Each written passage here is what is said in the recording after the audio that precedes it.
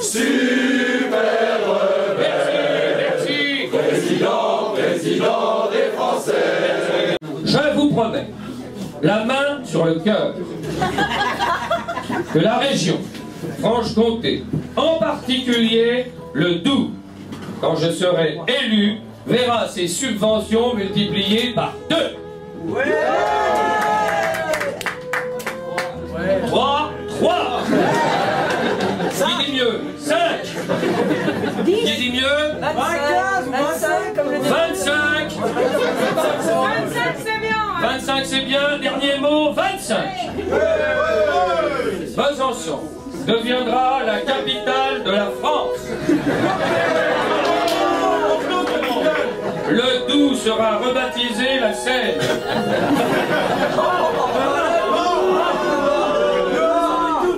Non, laissons le Doubs tranquille. Ça fait 2 fois qu'il y a une intervention de la demoiselle sur les réseaux sociaux, sur Adobe, tout ça. Et je voudrais dire quand même, enfin moi je m'en bats les cacahuètes quoi. Parce que faut savoir quand même, en ce moment en France, il y a des gens qui ont juste de quoi allumer la lumière dans leur cuisine, qui ont juste de quoi se chauffer, qui n'ont pas de quoi s'acheter un ordinateur. On a parlé il y a quelques années de la fracture numérique. Il y a une fracture énergétique en France. Il y a des gens qui n'arrivent pas à se chauffer, qui n'arrivent pas à allumer leur cuisine. Alors qu'on arrête avec ces conneries. Moi je dirais qu'un truc, éteignez Facebook, allez au bistrot, éteignez la télé et allumez le MEDEF.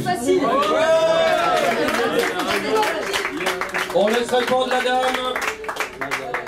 C'est un peu facile. Allez-y madame.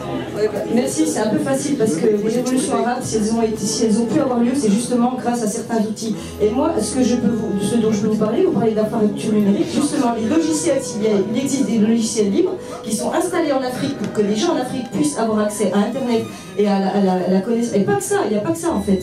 C'est parce qu'il y a encore des gens qui luttent là contre. Bien sûr, mais c'est un peu facile, mais est-ce que vous habitez sous les ponts concrètement? Est-ce que tu habites en Afrique? Non, mais j'ai des amis qui vont en Afrique installer des logiciels. Ouais, Okay, il y en a dans la salle. C'est de la démagogie ce que vous dites. Non, c'est la réalité. Non, l'économie fonctionne là-dessus maintenant. Alors à ce moment-là, on peut tous retourner à chauffer du bois, à se chauffer et retourner dans les cavernes. C'est l'argument des nucléaires, ça. Ah non. Les deux idées sont bonnes d'ailleurs. Je quitte, de toute façon, je laisse la parole parce qu'il y a même pas des groupes communs.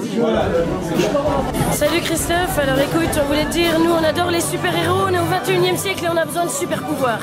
Donc avec toi Christophe, on espère une France meilleure, une France plus forte, une France qui aime les immigrés, les jaunes, les noirs, peu importe.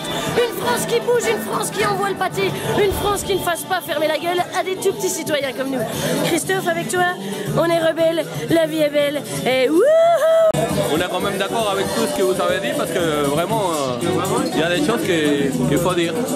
Et bon, avec l'évêque, vraiment qu'il y a les valeurs pour dire les choses et puis voilà, on est d'accord avec lui aussi. Voilà, je m'appelle Pierre et j'ai une idée.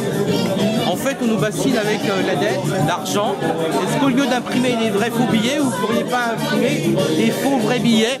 Comme ça, avec s'ils nous rabattent les couilles depuis un bout de temps sur la crise économique et la dette et tout ça, on aurait des vrais bifetons, ça serait la vraie révolution. Donc les gars, imprimez des vrais billets. Enfin des vrais faux billets ou des faux vrais billets, peu importe. Mais au moins qu'on puisse en servir, ça serait pas mal. Parce qu'il y en a besoin. Salut. Moi je propose qu'on vire toute cette bande de néocons qui est au gouvernement, de néolibéraux et de néocons qui nous bouffent la vie depuis 5 ans, pour les foutre dehors. Et puis place au peuple, voilà.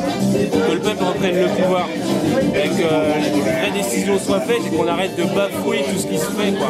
Quand on pense qu'on a voté non à 54% à l'Europe et qu'ils ont appliqué tous les traités après, c'est une honte, c'est tout. On marche sur le peuple. Ici, moi, je vais parler librement. Je vais vous dire, la prochaine révolution, elle se fera pas dans les villes, elle se fera dans les banlieues. Ça va péter, quoi. Parce qu'à force de rien leur laisser, de pas leur laisser le boulot, de pas leur laisser à bouffer, la prochaine révolution, elle viendra des banlieues. Et méfiez-vous, maintenant, ils ont des kalachnikovs. Voilà. Bon, c'est lourd hein, de vivre sous l'emprise des capitalistes. Hein. Ils s'en foutent, ils ont plein de thunes, ils ont le pouvoir, ils ont tout le truc, mais nous on bosse pour eux, puis on n'a rien. Donc ils devraient se rappeler qu'un petit peu sans nous, ils seraient pas aussi riches, ils auraient pas autant de pouvoir et qu'un jour, peut-être on les pendra avec leur cravate. Je m'appelle Maud et j'ai une idée pour changer la France, pour créer plus de cohésion, plus de fraternité. Il faudrait que tous les anniversaires de chaque citoyen vivant en France soient fêtés officiellement. Ça permettrait aux gens de se souhaiter leur anniversaire tous les jours et ils se rencontreraient dans la rue. Ah, mais c'était toi qui avais ton anniversaire hier, et ils se parleraient enfin. La cohésion sociale, voilà. L'avenir de la France.